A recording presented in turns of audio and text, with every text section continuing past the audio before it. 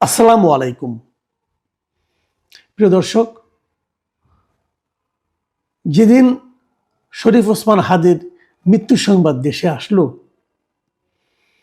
সেদিন ঢাকা শহরে বিভিন্ন জায়গায় দুটো মিডিয়াতে, প্রথম আলো এবং ডেইলি স্টারে, যে ভাঙচুর, লুটপাট এবং অগ্নিকাণ্ড হলো, পাশাপাশি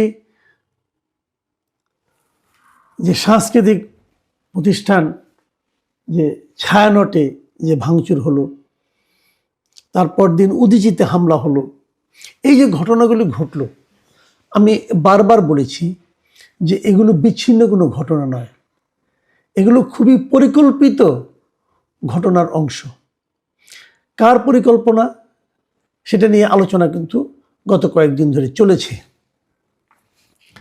আজকে আমরা দেখলাম যে সংবাদপত্র মালিকদের সংগঠন, সম্পাদকদের সংগঠন, এরা একটা প্রতিবাদের মতো আলোচনা করেছিল। মালিকদের সংগঠন, যেটা নোয়াব বলা হয়, নিউজ পেপার ওনার্স অ্যাসোসিয়েশন, এবং সম্পাদকদের সংগঠন সম্পাদক পরিষদ, এরা মিলে একটা প্রতিবাদ সভা করেছিল। সেই প্রতিবাদ সভায় সম্পাদক ছিল, সাংবাদিকরা ছিলেন, বিভিন্ন ধরনের সোশ্যালি সামাজিকভাবে যারা প্রতিষ্ঠিত ব্যক্তিত্ব তারা ছিলেন, নানাজন নানা বক্তব্য রেখেছে। এবং সেই বক্তব্য রাখতে গিয়ে সেখানে একজনের বক্তব্য আমার খুবই গুরুত্বপূর্ণ মনে হয়েছে। তিনি হচ্ছেন নাহিদ ইসলাম, এনসিপির নেতা নাহিদ ইসলাম। তিনি বলেছেন সরকারের ভেতরের একটা অংশের সংশ্লিষ্টতা রয়েছে এই ঘটনার সঙ্গে। এই কথা বলার মাধ্যমে নাহিদ ইসলাম আসলে কি বললেন একটু ভাবুন। নাহিদ ইসলাম কিন্তু একসময় সরকারের অংশ ছিলেন, উনি একসময় উপদেষ্টা ছিলেন, সেখান থেকে বেরিয়ে এসে এনসিপি গঠন করেছেন এবং ওনার সঙ্গে সরকারের একটা মোটামুটি যোগাযোগ আছে। কিন্তু তিনি অভিযোগ করতেছেন যে এই ঘটনার সঙ্গে সরকারের ভিতরের একটা অংশের একটা সম্পর্ক, এক ধরনের সংশ্লিষ্টতা রয়েছে।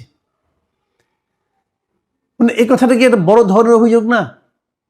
যে সরকার, যার উপর সমস্ত নিরাপত্তার দায় দায়িত্ব দিয়ে আমরা নিশ্চিন্ত হতে চাই, সেই সরকারেরই একটা অংশ এই ধরনের অঘটন ঘটাচ্ছে। এই অভিযোগ আমার মতো এলেবেলে লোক করে নাই, কিন্তু একটা বড় রাজনৈতিক দল, একটা গুরুত্বপূর্ণ রাজনৈতিক দল এনসিপি, তার যিনি আহ্বায়ক সেই নাহিদ ইসলাম, যিনি সাবেক একজন উপদেষ্টাও ছিলেন, তিনি এই অভিযোগটা করেছেন। তিনি কি বলেছেন আমি আপনাদেরকে হুবহু পড়ে শোনাই, তাহলে আপনারা কথাটার গুরুত্ব বুঝতে পারবেন। তিনি বলেছেন, আমাদের স্লোগানগুলো ব্যবহার করে তারা সেখানে আক্রমণ করেছে এবং সেটার পক্ষে সম্মতি তৈরি করেছে। এই ঘটনার পরে আমরা বলেছি যে সরকারের ভেতরের একটা অংশের এখানে সংশ্লিষ্টতা রয়েছে। সমাজে এটার পক্ষে সম্মতি তৈরি করা হয়েছিল অনেক দিন ধরেই এবং এটার সঙ্গে রাজনৈতিক ব্যাকআপও আছে। এই তিনটা ঘটনা একসাথে না ঘটলে এত বড় সাহস সেই রাতে কারো পক্ষে করা সম্ভব হতো না। বুঝতে পারছেন? উনি সরকারকেও কিন্তু এর জন্য দায়ী করছেন। এখন প্রশ্ন হলো, সরকারের কেউ না কেউ যে জড়িত ছিল, এটা কিন্তু আমরা আরেকটা ব্যাপার থেকে বুঝতে পারি। আপনি দেখবেন এর মধ্যে আমি দেখলাম, কালকেই তো দেখলাম যে নুরুল কবির, নিউজের সম্পাদক এবং এই সম্পাদক পরিষদের একজন গুরুত্বপূর্ণ ব্যক্তি, এই নুরুল কবির দুদিন আগে একটা বেসরকারি টেলিভিশনে একটা ইন্টারভিউ দিয়েছেন এবং সেখানে উনি বলেছেন যে গত 1.5 বছরে উনি যত উপদেষ্টাকে ফোন করেছেন, ওই যেদিন ভাঙচুরটা হচ্ছে, অগ্নিসংযোগ হচ্ছে, সেদিন এক রাতেই এক ঘন্টার মধ্যেই তিনি তারও চেয়ে বেশি উপদেষ্টাকে ফোন করেছেন এবং উনি প্রধান উপদেষ্টাকে যোগাযোগ করেছেন, তার সঙ্গে যোগাযোগ করেছেন। কি কারণে করেছেন যোগাযোগ? যাতে নাকি আগুনটা নেভানো হয়, আগুনটা নেভাতে দেওয়া হয় এবং ডেইলি স্টার অফিসের উপরে যারা এখানে আটকা পড়েছিল যেন তাদেরকে বের করতে দেওয়া হয়। যারা আগুন জ্বালিয়েছিল তারা কিন্তু তাদেরকে বের করার ক্ষেত্রে বরং তাদেরকে পুড়ে মারা যাক এ ধরনের তাদের একটা টেন্ডেন্সি ছিল। এত ভয়ঙ্কর নাশকতার পরিকল্পনা আর কখনো হতে পারে না। নুরুল কবিরের কথায় যেটা বোঝা যায় যে এত এত উপদেষ্টাকে ফোন করা সত্ত্বেও কোনো সাহায্য কিন্তু আসেনি। কেন আসেনি? কেউ কি আসতে বাধা দিয়েছিল? কেউ কে আসতে না করেছিল? তাহলে এটা ঘটলো কিভাবে? কারা তারা? তাদেরকে চিহ্নিত করার কোনো প্রক্রিয়া কি শুরু হয়েছে? আমরা দেখেছি এর মধ্যে প্রথম আলোর পক্ষ থেকে একটা মামলা করা হয়েছে, প্রায় 400-500 জনকে আসামি করে তারা মামলা করেছে। বেশ কয়েকজনকে ধরাও হয়েছে। একজনকে দেখলাম যে তার কাছ থেকে কিন্তু লুট করা প্রায় 50 কোটি টাকা 50,000 টাকা উদ্ধার করা হয়েছে, এবং সে কিছু টাকা দিয়ে টিভি কিনেছিল, ফ্রিজ কিনেছিল, সেগুলো উদ্ধার করা হয়েছে। এগুলো ভালো, আমি এগুলিকে খারাপ বলছি না। লোকগুলিকে ধরা হচ্ছে, ভিডিও ফুটেজ দেখে ধরা হচ্ছে, এগুলি ভালো, কোনো সমস্যা নাই। কিন্তু এদেরকে ধরে আপনি কি করবেন? এদেরকে ধরার একটা সুবিধা হলো ফার্দার এরা এখানে আসবে না। কিন্তু যদি এরা পেশাদার চোর হয়, এরা তো চোর আসলে, এরা কিন্তু কোনো আদর্শের জন্য যায়নি, এরা চুরি করতে গিয়েছিল। একদম ক্লিয়ার অ্যান্ড সিম্পল, তারা ওখানে চুরি করতে গিয়েছিল। যে লোকগুলি যে আপনি ওই রাত্রে যদি কোনো ভিডিও ফুটেজ আপনার কাছে থাকে, সোশ্যাল মিডিয়া আছে, আপনি যে কোনো একটা ভিডিও ফুটেজ ধরে আপনি দেখবেন, যে লোকটাকেই পাবেন আপনি নিশ্চিত জানবেন সে একটা চোর, দাগি চোর। সে এখানে চুরি করতে গিয়েছিল, ওর কোনো আদর্শ নাই, ও চোর এবং একটা লেবাস পরে গিয়েছিল এখানে একটা, এবং একটা স্লোগান দিয়েছিল, ওই যে যেটা নাকি নাহিদ ইসলাম বলেছেন যে আমাদের স্লোগান দিয়ে এই কাজগুলো তারা করেছে। তো তাদেরকে ধরেন, কোনো সমস্যা নেই। এই চোরগুলো এরপরে এই ধরনের চুরি করতে যাতে একটু চিন্তা করবে সেকেন্ড টাইম, যে আমাদের যে গেলে তো আমাদের ধরে নেবে এবং বিচার হবে। কিন্তু আমার প্রশ্ন হলো, এই চোরগুলোকে উৎসাহটা কে দিয়েছিল? এই চোরগুলোকে কে পাঠিয়েছিল? সেটা কি দেখা দরকার না? যদি সেই লোকটাকে ধরতে না পারেন, যদি সেই লোকগুলিকে আইডেন্টিফাই করতে না পারেন, তো আগামীতে তো আবার একটা অঘটন ঘটবে, আগামীতে আবার যাবে। সেগুলো কারা হবে? আমরা একটা অদ্ভুত একটা সরকারকে দায়িত্ব দিয়েছি। তারা যে কি করছে, তাদের ব্যাপারে কে কি বলছে, তারা সেটা শুনেও না, বোঝেও না, কিছু মনেও করে না।